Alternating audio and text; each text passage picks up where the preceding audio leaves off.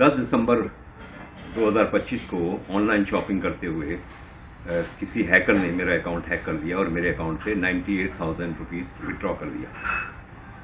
मैंने प्रॉम्प्टली जो है बैंक को कांटेक्ट किया। बैंक ने कहा कि आपका कार्ड जो है वो लॉक कर देते हैं, आपका अकाउंट लॉक कर देते हैं और उसके बाद आप 1930 साइबर क्राइम का जो नंबर है उस पर डायल करके कंप्लेंट दर्ज करवा दीजिए।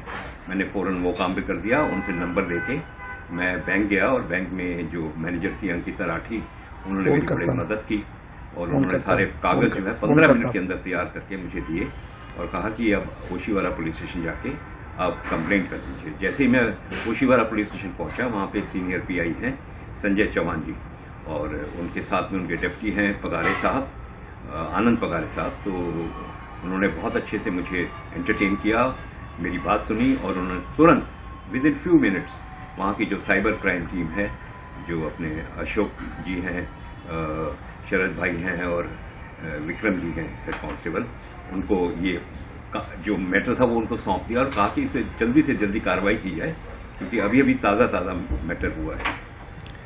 उन तीनों ने मिलके इतनी मेहनत की, मैं वहीं बैठा था, कि उन्होंने नेट पे जाके फटाफट उसको चेस करना शुरू किया और I think not more than 1 hour 15-20 minutes में उन्होंने वो अकाउंट को, वो अमाउंट जहां पहुंचा था उसको फ्रीज करवा दिया और जिस अकाउंट में पहुंचा था उससे मेल मंगवा ली कि यह अकाउंट फ्रीज हो गया है।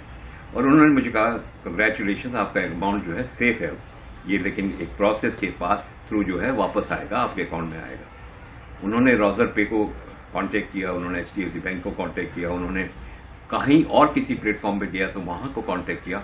मतलब मैं आई वॉज अमेज्ड एक्चुअली, मैं शॉक हो गया कि हमारी जो मुंबई पुलिस है वो कितनी सतर्क है, कितनी जागरूकता है उसके अंदर। मैं पब्लिक से यही कहना चाहूँगा कि कभी भी आपके साथ ऐसा कुछ हो तो पहले तो आप ये देखें कि आपकी जो जिस ऑनलाइन शॉपिंग कर रहे हैं वो जेन्युइन है या नहीं, क्योंकि आजकल डुप्लीकेट साइट्स बहुत चल रही है।